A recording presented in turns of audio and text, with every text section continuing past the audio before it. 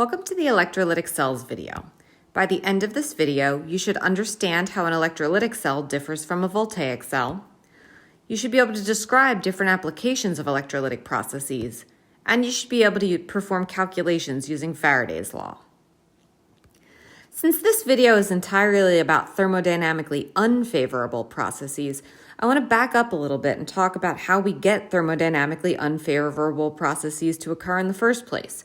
Recall, these are processes where the delta G is positive and therefore they're non-spontaneous. So how do we get them to happen? We add energy. There's lots of practical examples that you're already familiar with. One is charging a dead battery. Once the battery system has reached equilibrium, we can force it in the reverse direction away from equilibrium by adding energy. Usually we do this by plugging it in. Here's another example you might be familiar with. If you look carefully in the reverse direction, this is a combustion reaction. Since combustion is always spontaneous, the reverse of combustion must be non-spontaneous. You probably recognize this reaction as photosynthesis. So how do we get this non-spontaneous process to happen in photosynthesis?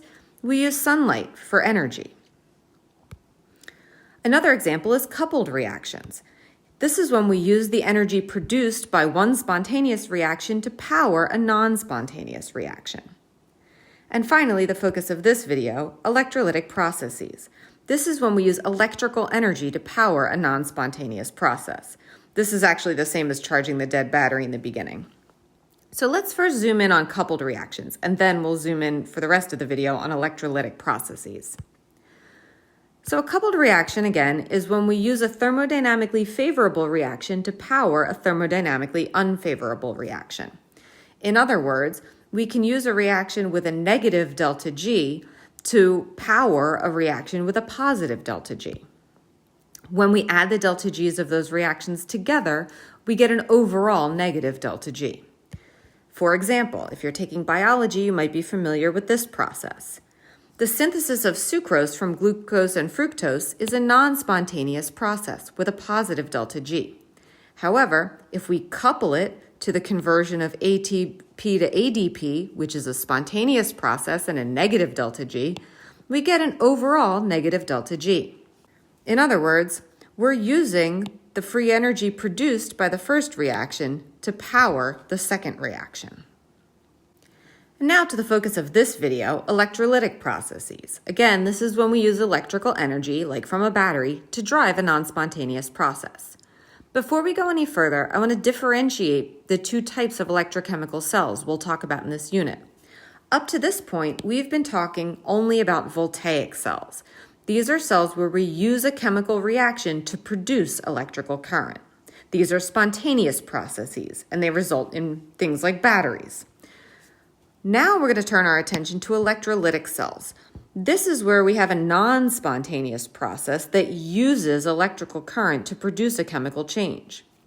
An example is electroplating, which we'll look at in this video.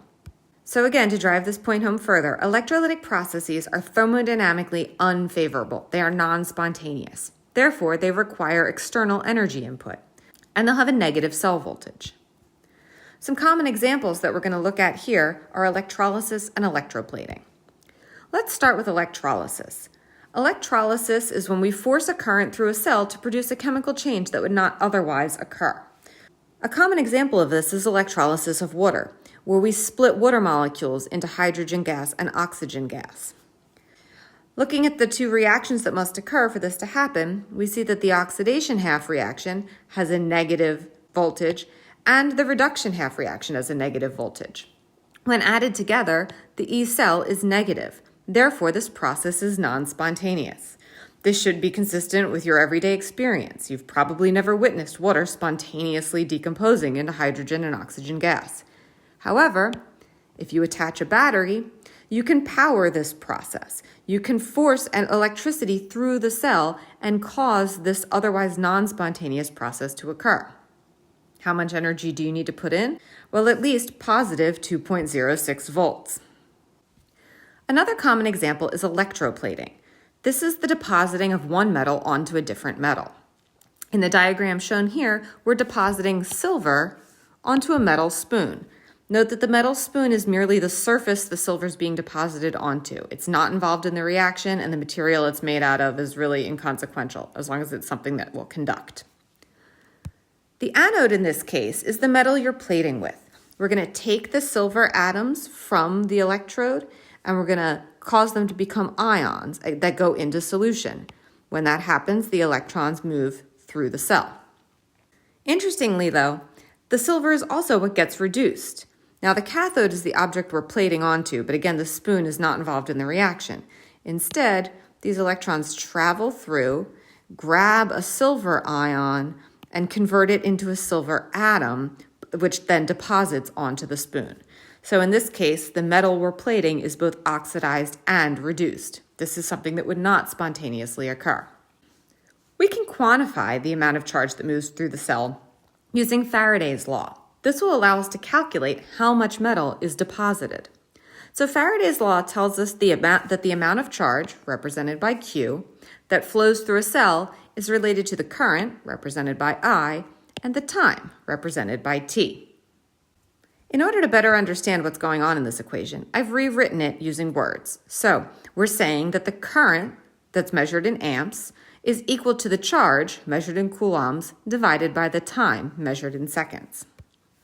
Rearranging this equation, we find then that coulombs, or charge, is equal to amps times seconds. This will allow us to calculate the amount of charge moved through the cell.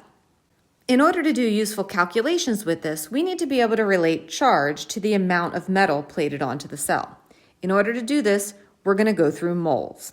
Faraday's constant relates coulombs to moles of electrons. Coulombs actually were a unit of measuring charge before we knew about electrons. So we need to be able to convert between coulombs and moles of electrons. We can do that using this conversion, which is on your equation sheet.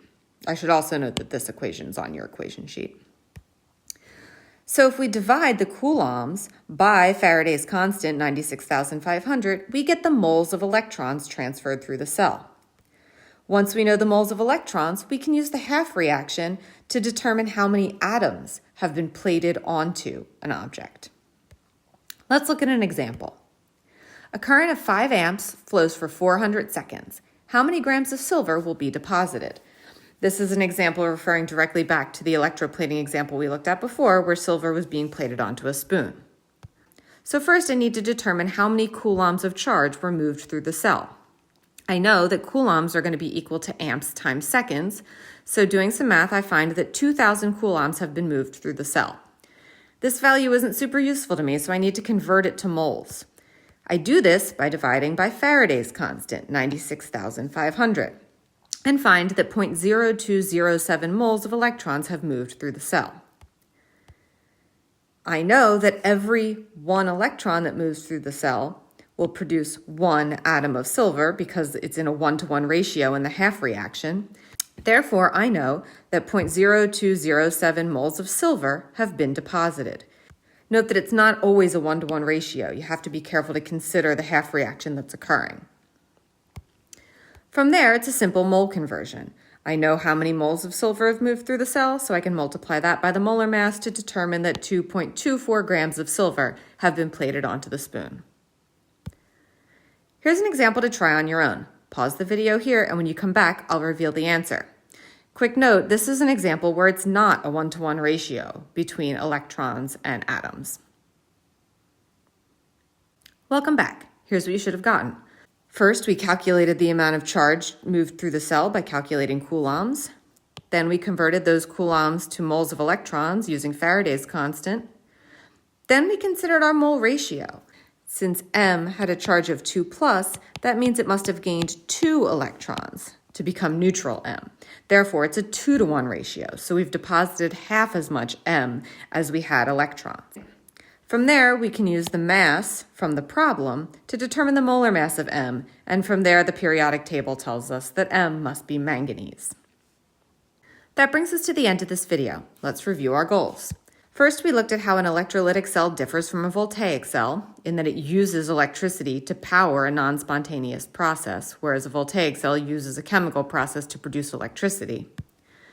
Then we looked at the different applications of electrolytic processes like electroplating and electrolysis. And then we learned to perform calculations using Faraday's law.